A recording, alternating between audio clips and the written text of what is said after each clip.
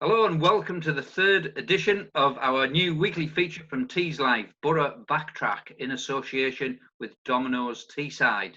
Before I introduce this week's three guests, we all know that football and pizza are two of the best things in life, and we're grateful to the support of Domino's Teesside for helping bring the two together with their support for Boro Backtrack. I'm Dave Allen, and this week I'm joined by not one but three Boro legends. All three played together at the height of Boro's might. In no particular order, first we have one of the heroes of Cardiff 2004, Carling Cup winner, Boro left back for 5 years, UEFA Cup finalist, and this one I bet you don't even know, Frank. You made more UEFA Cup appearances for Boro than anyone else. Welcome, Franck Queudrue. Thank you. Bye-bye. Hello, everybody. And next up, we have the greatest two-footed penalty taker in the history of football, man of the match in the Carling Cup final, and who can forget that memorable UEFA Cup tie against Lazio the following season and those two fantastic goals. A big welcome to Bolo Zenden. Guys. Thanks for joining us, Bolo. And finally, a twice European Midfielder of the Year, another key player in our Carling Cup success, and the maestro of perhaps one of the Boro's greatest ever performances, that 4-1 win over Manchester United. Football star turned superstar DJ, Gaizka Mendieta. Hola amigos, ¿qué tal? How are you? That's right, you're doing a bit of DJing now, Mendy, yeah? Sometimes, yeah, not as often as I would like to, but yeah, every now and then. Well, obviously not now, but it's kind of more of a faithful thing that I normally do. You know your music. Yeah, so I was going to say, I mean, first of all, before we get started, tell us a little bit what are you doing? We start now with you, Mendy. What are you doing with your time nowadays? It's a bit David Guetta 2.0.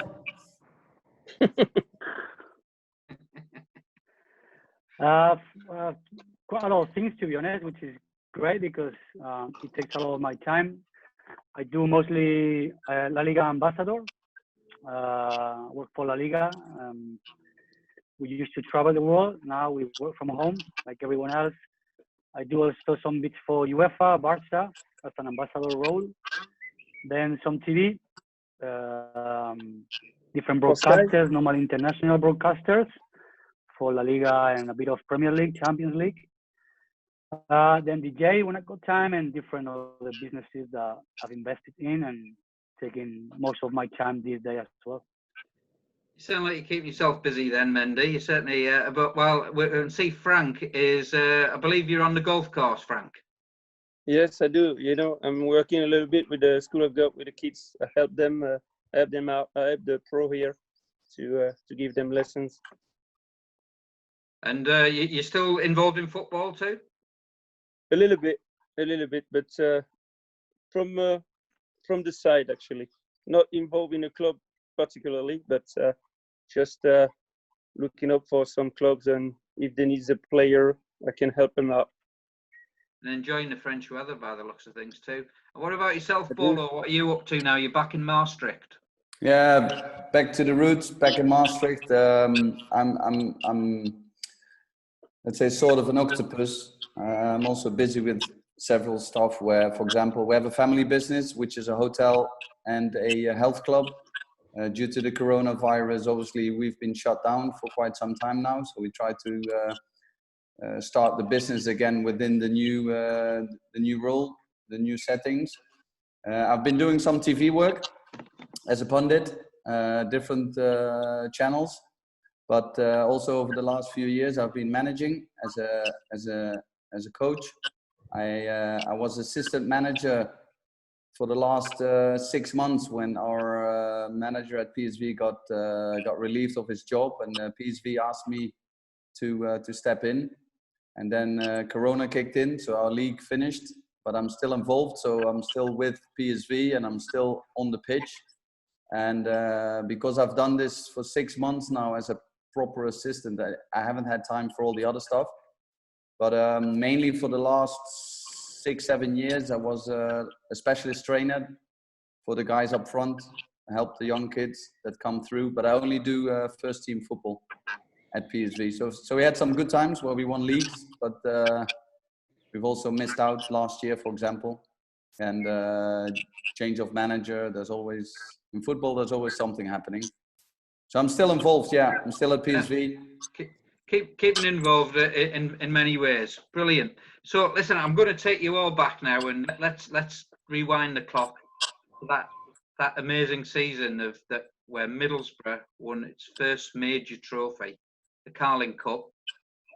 But before we go to the final, let's remember that, I mean, it was an amazing run to the final, wasn't it? And I don't know how much you remember about that, but one thing that stands out to me is the penalty shootouts against Everton after a goalless draw, and then against Tottenham in the quarter-final after a 1-1 draw at White Hart Lane.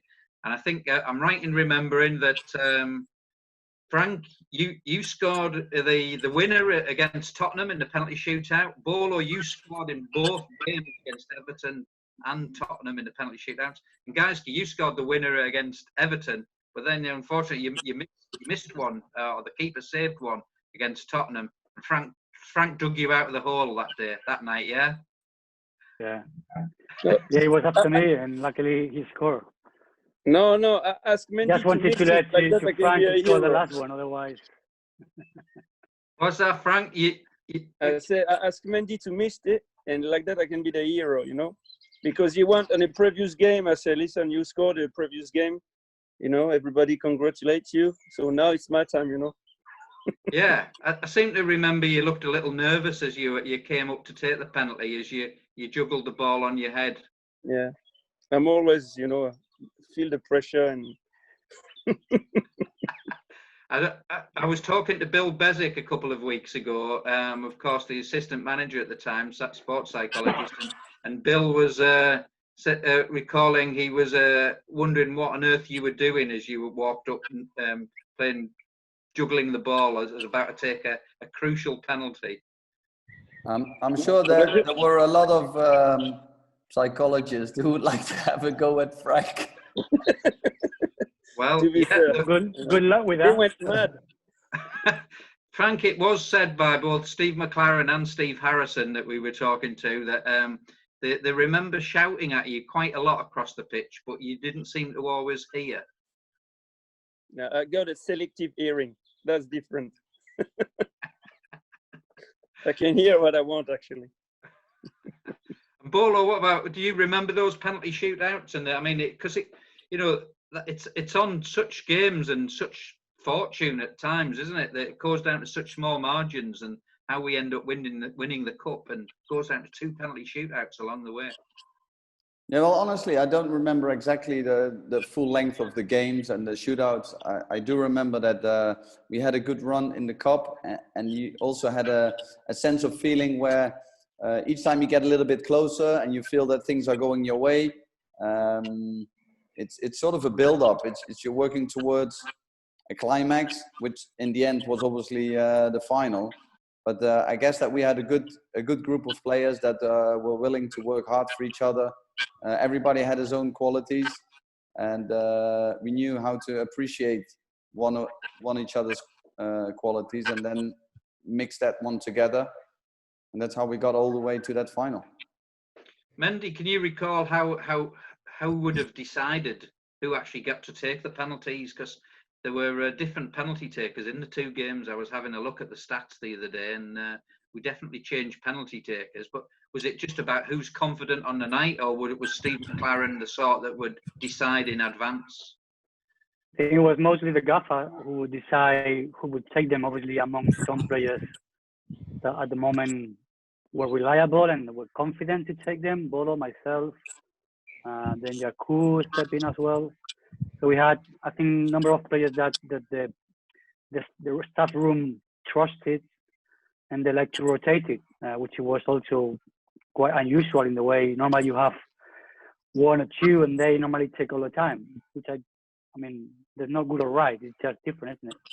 But it worked for us having different penalty takers, of course. And then you have the alternative variable, which is Frank. And yeah, I think Frank, you weren't one of the first 5 penalty takers, so you did need Mendy to miss to give you a chance to take the glory. Yeah, secret weapon for the club.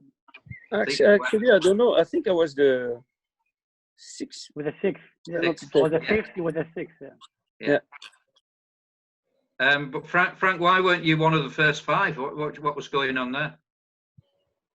No, it's important, you know. Like, I know some defenders are very good penalty takers. It's not especially my case, but you know, during the game, it's important for offensive players or midfield with attacking opportunities to score goals. Even on penalty shoot, I think it's important for them for the confidence for the rest of the season and everything to score goals even on penalty. So you know, the first 5 was, if we look at the first 5 takers, it was like offensive midfielder and striker.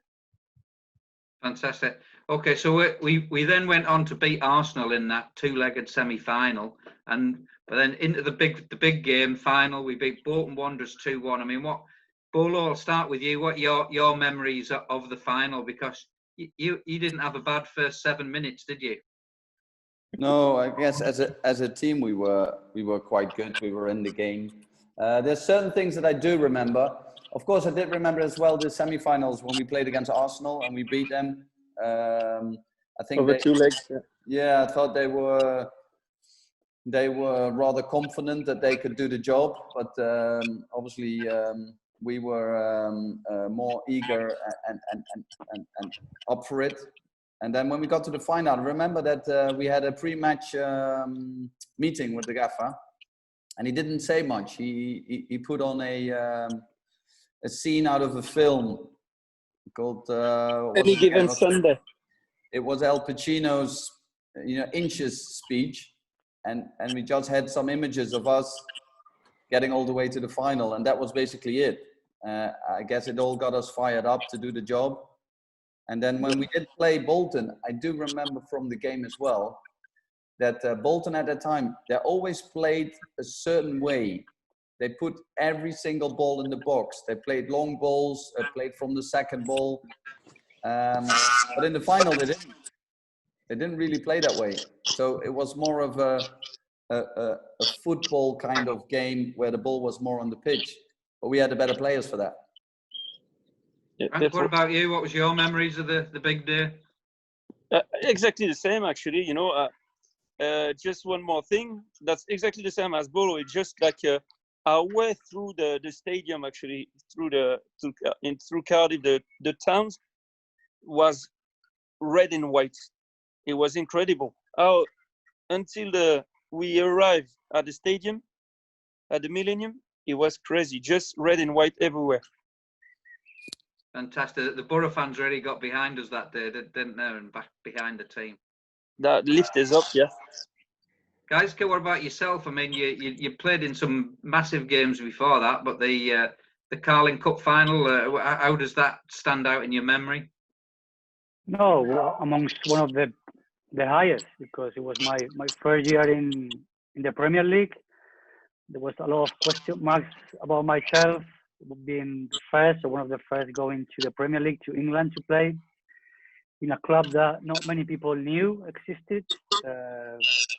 So it was a bit of pride as well for me, proving myself, proving the club.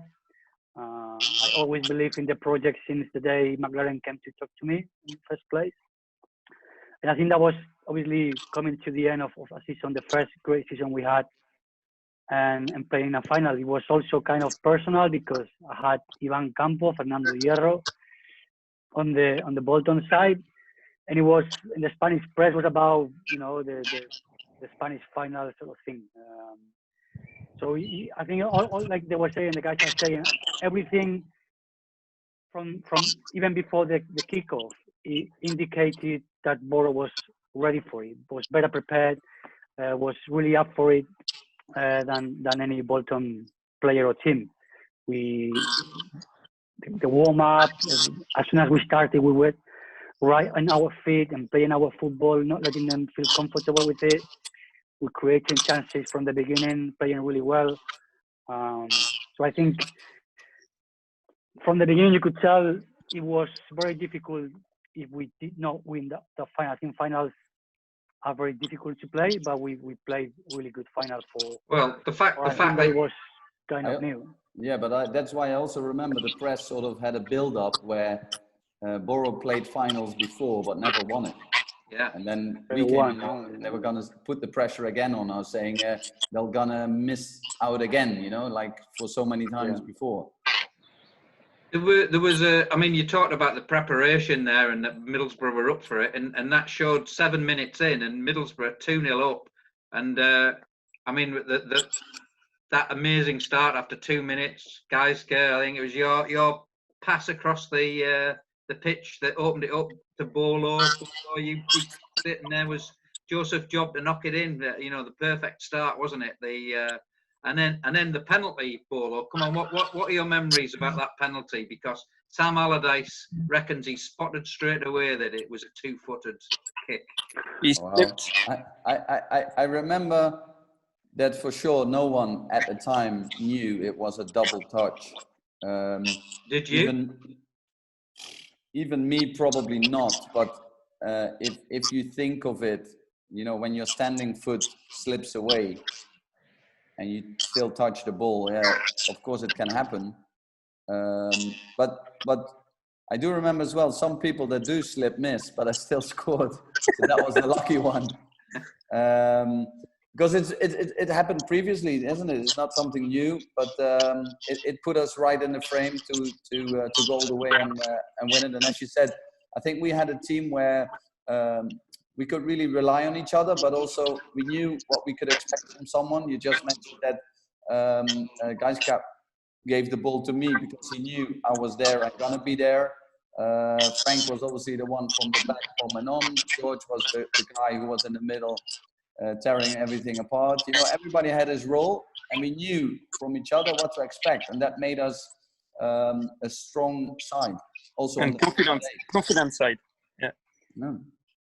There was real confidence that we would win that day, Frank. Yeah. Yeah, but you know, Mendy actually had the good word because he said we were better prepared than them. I remember during the week we were working, you know, the training ground, and you know, I remember because I spoke with Yuri Djorkaeff and Bruno Ngoti, the two French guys who play for Bolton, and you know where they prepared the game? They prepared the game at Dubai. Pub, eh? They were at Dubai to prepare the game. Dubai. They were at Dubai to prepare the game. So I think the 10 minutes we scored 2 goals, they were still in holiday in Dubai. That might well be true. I mean, listen, what happened, of course, in that game is, and one man that I watched the cup final back last week, and Steve McLaren said that he recently watched it back for the first time, and both of us were really struck by just how much Bolton came back into it in that first half in particular, and the one man took centre stage, Mark Schwarzer. He made obviously a big ricket with a real mistake, but then came back to make some astonishing saves, didn't he? How highly did you rate Mark Schwarzer? You want to start, Bolo? Of course. Well, Mark was a goalkeeper for me who had a certain presence. You know, when he was in goal, the goal looked a little bit smaller. He was all in all professional. He was an Australian guy, but not as laid back as some Australians are. That's why I guess also in the end of his career, he still played on and on and on because he took good care of himself. But especially if you talk about the final, what stood out is that obviously he made the howler, he missed the ball went in. And as a goalkeeper, you need to be strong at that time, not to drop even further down. But he stood tall and saved us on several occasions, where he could have been the dragged down, yeah, the black sheep of the game of the day. He still turned it to something positive and be one of the heroes. He certainly was, yeah. Frank, what about you? I mean, how highly did you rate Mark? Because I seem to remember he dug you out of a certain hole the following season, and the last We all did. That's the thing. That's the thing, you know, about Mark is like we say, it was incredible because, like Bolo said, he stood out after his mistake. He made a double save. I remember the ball. flicked it on, hit the post, come back on UH archives, and make the save the other side. And that was incredible, you know. So, yeah, he he helped me out a little bit on the Man City game, you know. So I've been told I have to ask you, what did you deliberately handle that ball, or were you just trying to make it exciting at the game against Manchester City? I know it's like that. It's I like when it's a bit of a tension at the end of the game, you know, like that. It's but if I say no, would you trust me? I don't know what to think with you, Frank. Tell me. It certainly made for a dramatic end to that game there, and getting us into Europe for a second season. No, yes, I definitely tried to get the ball and tackling and it hit my hand, but I didn't meant it. Mendy, what about yourself? How highly did you rate Big Mark Schwarzer? Well, very highly. He was key not only in that game, in many games for us. I think for a goalkeeper, his height, he was quite agile in terms of reactive. But I think if I have to highlight one characteristic, it's probably his mental strength, and that's probably what he came up in that final strong after that mistake, because he did it before. Whenever it was a situation where it was critical, he was there for you. You knew he was there for you. He wasn't a goalkeeper that enjoyed much coming off the goal, but you would be safe because you knew in his abilities he was one of the best ones. Very professional, like Bolo said. Really nice guy on and off the pitch. Maybe not one to make the news, but within the dressing room, very important for the squad in terms of I think Bolo mentioned that he wasn't as laid back as some Australians. He's maybe referring to a certain Mark Viduka there, who was very laid back. Well, that summer. Yeah, but about Mark, Mark was a very, very good striker. He had his qualities. He was a handful. He could keep the ball properly, play from him. You know, every striker has a different way of playing, and you should use that way. I mean, you shouldn't put Mark in the channels because he didn't have the pace, but he could hold up a ball. You know, he could make you play easier from the middle and gain space gain ground on the pitch. But Mark was half Australian and half Croatian. Well, we could see both sides. The Australian side was laid back. The best of both sides, eh? But when you step on his tail, you could see the feistiness of the temperament that comes with the Balkan boys. So he had two sides, but he was a gentle bear. I think George and me, we called him Winnie the Pooh at times. Winnie the Pooh, brilliant! I've not heard that one before. And then obviously that Carling Cup win. I mean, it's fantastic. It was a massive highlight. This was the highlight in Middlesbrough's history, the only major trophy in Middlesbrough's history. I mean, where does it rank for you, Bolo? How special was it? Because you went to, on paper, much bigger clubs than Middlesbrough, but you won this major trophy at Middlesbrough. Well, it's maybe a little bit like Mendy just said, that when he came from Spain to Middlesbrough, a fairly unknown club. What I did is I came from Chelsea on a 1-year loan. Of course, Chelsea, Middlesbrough, you couldn't compare. But from day one, when I met Steve, I joined the club after 5 or 6 games when they were struggling. We're only three points from, I think 5 games, 7 points. That's what it was. So the second from bottom. But I had obviously George calling me all the time to say to join Middlesbrough. I came by train from London to Darlington on the day of the game, and all of a sudden Steve McLaren was picking me up at the train station. I'm thinking there's a game in 3 hours, but that was Steve. He picked me up. He gave me a tour on the training ground, and then I watched the guys play, and I said, listen, I just want to be here. And I wanted regular football, and I wanted to prove again myself that I should be playing at a certain level. So for me, then to go all the way with the guys and win the Carling Cup, to actually make something happen for Middlesbrough, of course, for me myself as well, was something that I really focused on and worked hard for to get that happening. And I remember also when we were in the dressing room before the Carling Cup final that we said to each other, listen, we could actually make history today. Let's make sure that we come out as heroes, because it's the first time you win a trophy for a club that will always stick with the fans and with the people, and that's what we did as a group. Fantastic. What about yourself, Frank? How highly, where do you rank winning the Carling Cup at Middlesbrough in your career? For me, in my career at Chop, I rank it number 1, because this is my only silverware, and I played two finals, one in Europe and one in the Carling Cup, and actually I won one. So for me, the highlight is the Carling Cup. Fantastic.